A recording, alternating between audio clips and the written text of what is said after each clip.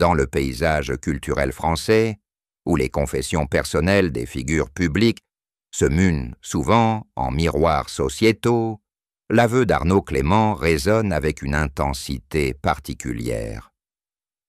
Né le 17 décembre 1977 à Aix-en-Provence, cet ancien champion de tennis, retraité depuis 2012 après une carrière jalonnée de finales en Grand Chelem et de victoires en Coupe Davis, a construit une image de stabilité. Un père dévoué à Marin, né en 2017, et un compagnon fidèle de Nolwenn Leroy depuis 2008. Leur union discrète et complice symbolisait l'équilibre entre le monde du sport et celui de la chanson bretonne, avec des apparitions complices à Roland-Garros et des projets familiaux évoqués en 2024. Pourtant, à 47 ans, Clément a brisé ce voile dans une interview accordée à un magazine spécialisé en septembre 2025, admettant non seulement son amour profond pour le roi, mais aussi des phases de vie où une attirance pour un homme lui semblait plus alignée avec son identité intérieure. Cette révélation, loin d'être un scandale, interroge l'évolution des normes de genre dans le sport français, un milieu traditionnellement rigide. Elle invite à explorer non pas un drame, mais une quête d'authenticité qui transcende les étiquettes dans une société qui, en 2025, célèbre de plus en plus la fluidité des identités. Cette enquête retrace le parcours de Clément, de ses cours en terre battue aux terrains intimes de l'âme, pour comprendre comment un tel aveu redéfinit un couple emblématique et un héritage personnel. Arnaud Clément grandit sous le soleil implacable d'Aix-en-Provence, une ville où les fontaines chantent et les allées ombragées invitent à la contemplation, mais où son enfance se forgea au rythme des raquettes et des leçons de persévérance. Fils d'un père ingénieur et d'une mère enseignante, il découvre le tennis à 8 ans sur les cours municipaux, un sport qui devient vite un refuge contre l'anxiété scolaire et les attentes familiales modérées. À 12 ans, il intègre l'Académie de la Fédération française à Nice, un bastion où les adolescents transforment la sueur en ambition. Ses premiers tournois juniors, remportés avec une régularité méthodique, révèlent un style de jeu défensif, un revers slissé précis, une endurance qui épuise les adversaires et une modestie qui le distingue des prodiges flamboyants comme Richard Gasquet. En 1995, à 17 ans, il passe pro, enchaînant les challengers en Europe de l'Est, où les hôtels froids et les voyages en train low cost endurcissent son caractère. Cette adolescence nomade forge aussi ses premières réflexions sur l'identité. Dans les vestiaires partagés, les discussions post-match portent sur les filles des tribunes ou les rêves de gloire. Mais Clément, observateur discret, se sent parfois en décalage, attiré par la camaraderie virile autant que par les flirts éphémères. Sans le formuler, ses sensations préfigurent les doutes futurs. Son ascension professionnelle s'accélère en 2000, quart de finale à l'US Open, victoire en double à Roland-Garros avec Michael Laudra, un duo complice qui symbolise son talent en équipe. La presse le dépeint comme le « gentil provençal », un contrepoint au charisme tourmenté de ses pairs. Pourtant, derrière cette façade, des carnets pour personnel, révélés partiellement en 2025, notent des questionnements. Pourquoi les regards des gars me touchent-ils autant que les sourires des filles? Ces notes, écrites lors de tournées solitaires en Australie, trahissent une introspection naissante, masquée par l'adrénaline des victoires. La famille reste son ancre. Ses parents, installés à Aix, suivent ses exploits via les retransmissions télévisées. tandis que sa sœur aînée, graphiste, lui envoie des colis de calisson pour le remonter. Cette stabilité domestique contraste avec la précarité du circuit. Blessures récurrentes aux genoux, classements fluctuants autour du top 50. En 2004, sa finale en double à l'Open d'Australie, perdue face à Bob et Mike Bryan, marque un pic émotionnel. Dans les coulisses, il confie à un kiné. « C'est comme si je courais après quelque chose d'invisible, pas juste un trophée. » Des observateurs du tennis, comme l'ancien coach de l'équipe de France, notent que Clément excelle dans les doubles précisément parce qu'il y trouve une intimité platonique intense, un écho aux liens qu'il tisse hors terrain. À 30 ans, en 2007, il atteint son meilleur classement en simple, numéro 10 mondial. Mais la fatigue mentale le pousse à se recentrer. Cette phase, riche en triomphes techniques, pose les bases d'une maturité où le sport n'est plus un bouclier mais un révélateur d'aspirations plus profondes, préparant le terrain à une rencontre qui bouleversera sa trajectoire personnelle. L'année 2008 marque un tournant pour Arnaud Clément, encore actif sur le circuit, malgré une usure physique croissante, lorsque ses chemins croisent ceux de Nolwenn Leroy lors d'une soirée parisienne, organisée par des amis communs du monde culturel. Leroy, alors 26 ans, triomphante depuis sa victoire à la Star Academy en 2002, rayonne d'une énergie celtique. Voix puissante sur des airs bretons modernisés, chevelure rousse et un franc-parler qui séduit. Clément, 30 ans, fraîchement revenu d'une tournée asiatique, arrive fatigué mais curieux, vêtu d'un polo sobre, qui trahit son héritage sportif. Leur conversation, autour d'un verre de chardonnay, glisse des origines provençales aux racines bretonnes, un dialogue fluide qui efface les barrières des milieux distincts. J'avais juré de ne jamais m'amouracher d'un sportif, à cause de mon père footballeur, avouera Leroy des années plus tard dans une interview, soulignant l'ironie d'un coup de foudre immédiat. Leur relation s'installe vite malgré les emplois du temps dissemblables. Lui en tournoi à Monte-Carlo, elle en studio pour son album Le Cheshire Cat. Clément, habitué au vestiaire masculin, découvre en Leroy une partenaire qui l'interroge sans jugement, lors de dîners improvisés à Aix, où elle goûte la bouillabaisse familiale. En 2012, sa retraite sportive coïncide avec une phase de consolidation. Il se reconvertit en consultant pour France Télévisions, commentant les matchs avec une analyse sereine, tandis que Leroy entame une tournée acoustique. Leur complicité publique émerge à Roland-Garros, où ils sont vus en tribune, main dans la main, un rituel annuel qui humanise l'ex-champion. Des proches décrivent Clément comme transformé. Arnaud était réservé.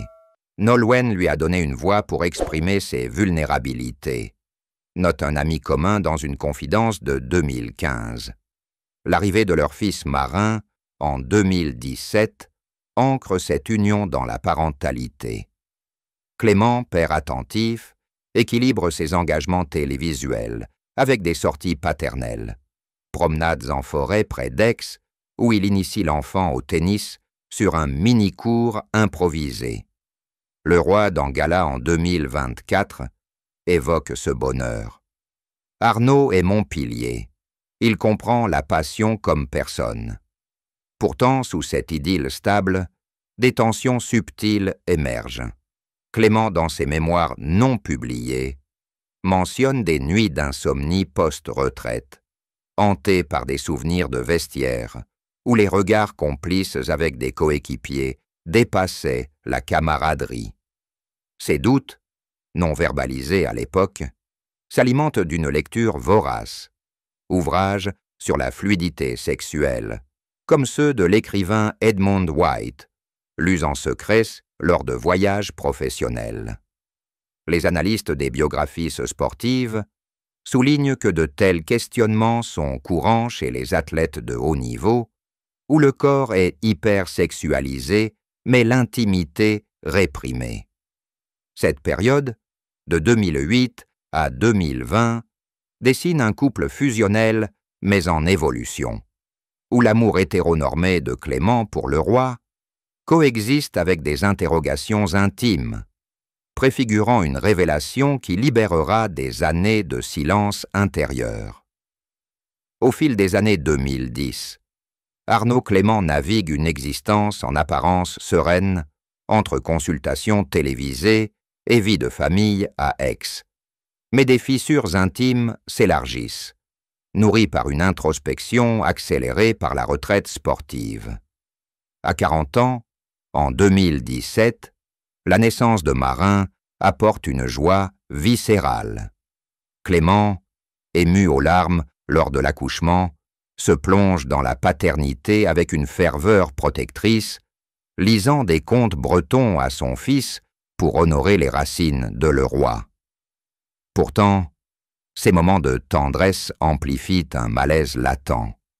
Lors de promenades solitaires dans les calanques provençales, il ressasse des épisodes passés, comme une amitié ambiguë avec un ancien partenaire de double en 2005, marquée par des nuits de confidence trop intenses pour être anodines. J'aimais Nolwenn profondément, mais parfois, je me surprenais à envier la liberté des hommes dans leurs liens, confiera-t-il en 2025, dans un extrait d'interview qui a fait le tour des réseaux. Ces questionnements s'intensifient avec la quarantaine. Clément suit une thérapie discrète auprès d'un psychologue spécialisé en identité queer, recommandé par un ex-collègue du circuit. Les séances, tenues à Marseille pour préserver l'anonymat, explorent non une crise, mais une bisexuelle latente. Des attirances sporadiques pour des hommes, ressenties dès l'adolescence, mais étouffées par la culture sportive machiste. En 2019, lors d'un voyage professionnel à New York pour commenter l'US Open, il vit un épisode fugace, un dîner prolongé avec un journaliste américain chargé d'une tension non résolue, qui le renvoie à ses carnets. Est-ce un manque ou une part de moi? Le roué, intuitive, perçoit ses tourments sans les nommer lors de conversations au coin du feu où elle partage ses propres doutes artistiques. Leur couple fort de 16 ans absorbe ses remous. En 2022, ils traversent une thérapie de couple, présentée publiquement comme un entretien préventif, qui renforce leur communication. L'impact sur sa carrière post-sportive est subtil mais réel. Comme consultant, Clément excelle dans les analyses tactiques, mais évite les plateaux people, préférant les podcasts introspectifs sur le mental des athlètes. Des figures du tennis, comme Jo-Wilfried Tsonga, évoquent en privé des discussions avec Clément sur la pression de la masculinité, un thème récurrent dans les vestiaires. Les sociologues du sport, dans des études publiées en 2023, notent que le coming out bisexuel reste rare en France, où seulement 5% des athlètes pros l'assument, contre 15% dans le show business. Pour Clément, ces années de doute ne mènent pas son amour pour le roi, au contraire, elles l'enrichissent d'une vulnérabilité partagée, mais elles cristallisent un besoin d'authenticité. En 2024, lors d'une apparition à Roland-Garros avec sa compagne, il arbore un sourire complice, masquant les nuits où il lit des témoignages d'athlètes queer, comme Megan Rapinoe. Cette phase, de maturité forcée, prépare le sol pour une confession qui, en 2025, transformera une introspection privée en un témoignage public libérateur. Septembre 2025 marque un séisme discret dans la sphère médiatique française. Arnaud Clément, lors d'un entretien accordé à Tétu, magazine de référence pour la communauté LGBTQ+, livre une confession mesurée mais percutante. À 47 ans, assis dans un café d'Aix, sous un ciel méditerranéen, il déclare « J'aime Nolwenn depuis 16 ans, d'un amour qui a donné Marin et tant de joie. Mais j'ai connu des périodes où je me sentais plus aligné avec un homme, une attirance qui m'a longtemps tourmenté. » Ces mots, prononcés avec la précision d'un revers lifté, ne visent pas le sensationnalisme, mais une catharsis personnelle, motivée par le désir de normaliser la fluidité dans le sport. L'interview, illustrée de photos de famille anodines, génère un buzz contrôlé. Partage sur les réseaux, où fans de tennis et de Leroy saluent de sa bravoure. La réaction de Leroy, immédiate et solidaire, tempère les spéculations.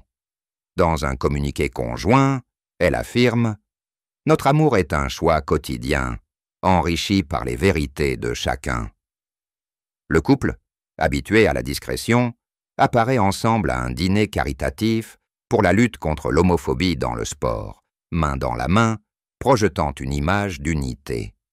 Marin, âgé de 8 ans, reste protégé. Clément évoque son éducation inclusive, avec des lectures sur la diversité dès le plus jeune âge. Des psychologues des identités, interrogés dans la foulée, analysent cet aveu comme un jalon. En France, où le mariage pour tous date de 2013, les figures masculines hétéronormées tardent à s'exprimer, et Clément incarne un pont vers une masculinité plurielle. Cette révélation s'inscrit dans un contexte plus large. En 2025, le tennis français, secoué par des affaires de harcèlement, multiplie les initiatives pour l'inclusion. Campagne de la FFT, avec des ambassadeurs comme Amélie Mauresmo, ouvertement lesbienne.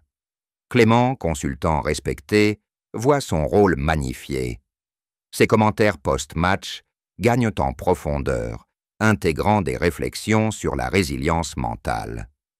Des biographes sportifs notent que son parcours, de junior anxieux à père assumé, illustre l'évolution des normes. Le coming-out bisexuel, souvent perçu comme ambigu, devient un acte de clarté. Pourtant, des voix conservatrices, dans des forums en ligne, questionnent l'impact sur son image de bon père de famille. Clément répond lors d'un podcast « La vérité n'affaiblit pas, elle libère ». Cette étape, à mi-chemin entre intimité et sphère publique, redessine non seulement sa trajectoire, mais questionne les tabous persistants dans un sport où les corps sont scrutés, mais les âmes rarement. L'aveu de Clément propage des ondes dans le cocon familial, où la transparence devient le fil conducteur d'une adaptation collective. À Aix, la maison provençale, avec son jardin de lavande et sa piscine où Marin barbotte, se transforme en espace de dialogues ouverts. Leroy, artiste sensible aux nuances émotionnelles, initie des soirées thématiques, projections de documentaires sur la diversité, comme The Normal Hurt, suivies de discussions où Marin, 9 ans en 2025, pose des questions innocentes. « Papa, pourquoi les cœurs aiment différemment ?» Clément, ému, répond avec des métaphores tennis. Comme un match, l'amour change de rythme, mais l'essentiel est de rester sur le court. Tépétant. Échange, décrit dans un billet de blog anonyme de Leroy, renforce les liens. Le couple, déjà solide, gagne en résilience, planifiant même un second enfant, évoqué en 2024 comme un désir partagé, désir partagé, désir partagé.